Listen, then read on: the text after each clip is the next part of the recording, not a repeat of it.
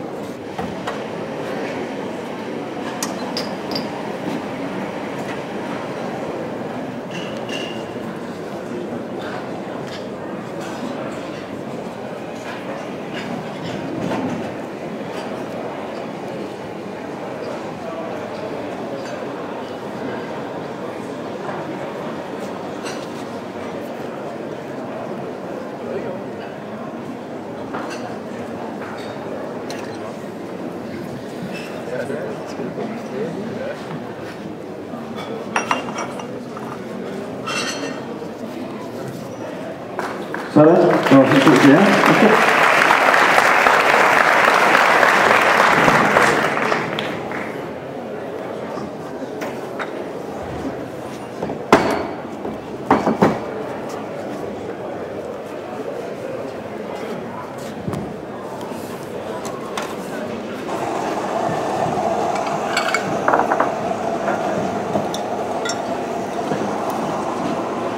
Til cappuccinoen bruger jeg en ganske almindelig sødmælk, primært fordi jeg synes, det er den, der er nemmest at stime.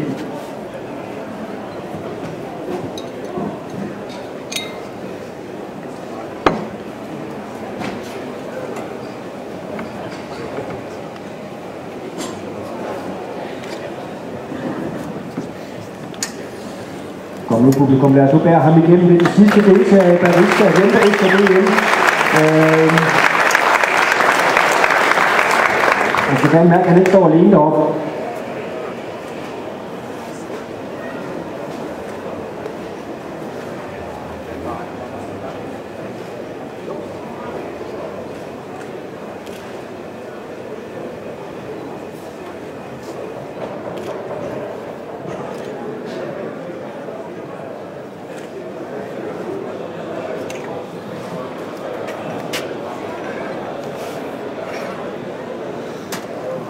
Jeg stiller dem lige heroppe for at holde dem lidt varme.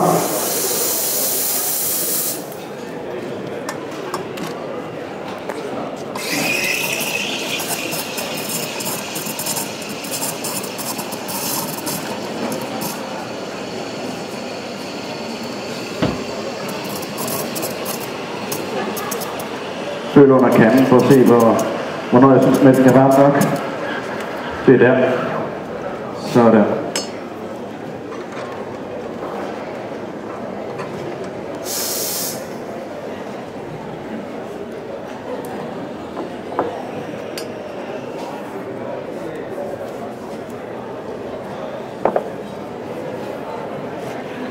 Nu skal vi se, om vi kan det her med rystende hænder. Det kan vi sikkert ikke. Nej, det er godt nok svært.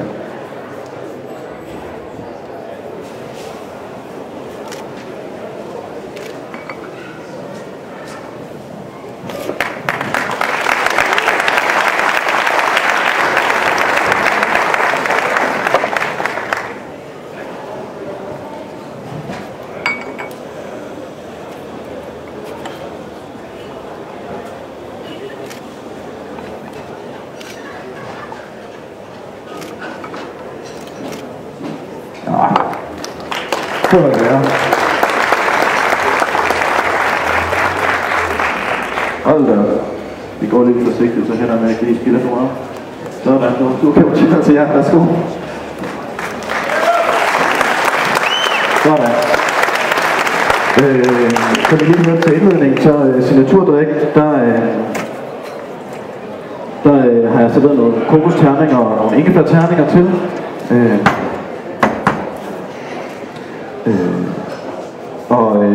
Både kokos og ingefær indgår i stor grad i min signaturdrik, samt en lille smule chili. Drikken er en kold drik, så jeg starter med at brygge min espresso hen over is.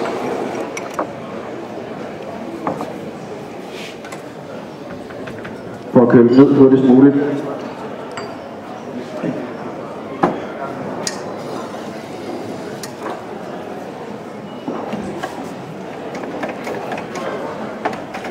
Og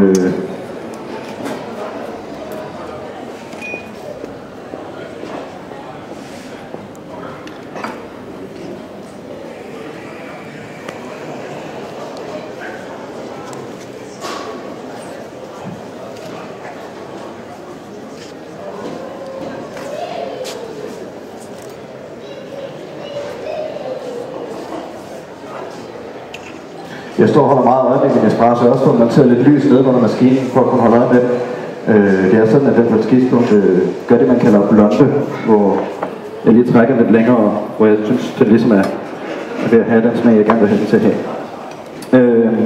Til signaturdrink bruger jeg en blanding af 2/3 kokosmælk og 1/3 sødmælk. Så det har en 5% på 13. Det kan man godt smage. Men vi tilsætter lidt ingefær og lidt chili for lige at bløde op på det. Ingefær primært for ligesom at bløde op på den her fedme og give lidt undertoner. Og chilien, den spiller først ind på grund af fedme til allersidst, og ligesom trækker smagen lidt ind. Det giver også en lyst til mere. Og meget fedme ryger også af, at det bliver en kold drik. Men det er ikke en, man skal have meget af, og der vil heller ikke lavet meget af den. Vi kan se, så det er vanvittigt tykt, det her. Det passer.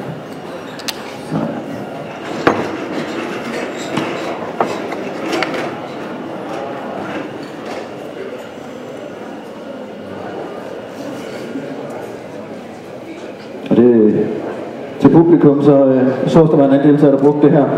For at sikre den samme smag igen og igen, der måler vi meget præcist af. Det var så i det her tilfælde 5 ml ingefær. Chilien, det er noget vietnamesisk pyreret chili. Der er ikke andet end pyreret chili i det her, og det er sindssygt stærkt. Så passer vi lige lidt på med. Vi putter 2 dråber i, det er alt. Og det er rigeligt. Det smager fint igen, selvom der er meget fedme. Rystende hænder. 1. Og 2. Sådan.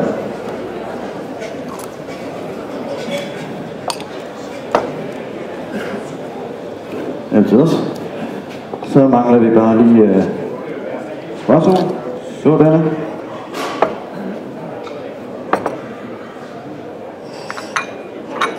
Ikke svinvand nødvendigt.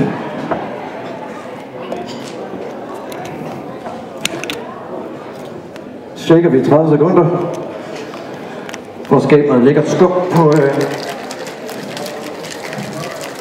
på drinken.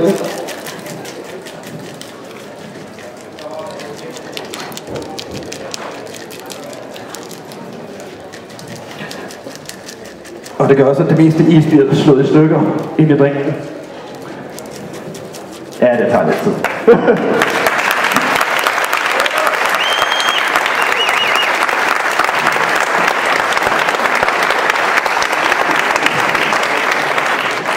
Så er det slet ikke stressende at have et stopur, når man kan bruge det til den her slags, så slipper jeg for til. Skal vi ikke finde isterninger der til? Sådan der. Kæft, de smelter hurtigt i det her lys.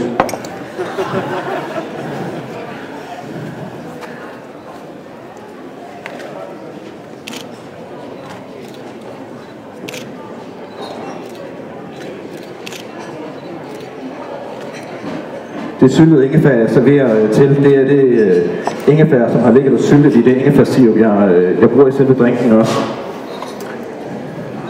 Ingefær er en meget kraftig smag. Jeg tror, de fleste kender den fra, man får det serveret til sushi. Så man skal... Det er en meget kraftig smag, og terningerne er også mindre til lidt at grænsmagsføre lidt.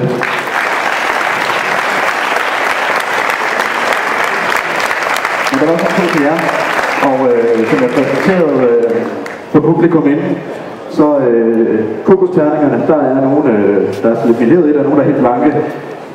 Det er begge to kokosmælk og sukker og vand, som er sat med agar-agar. Og ingefærterningerne lige så skåret ud af det ingefær, som sirupen, de ligger i det sirup og syltetbær. Så det er det, I får til. Velbekomme. 10 minutter og 24 sekunder. Det var ikke sådan en dårlig tid.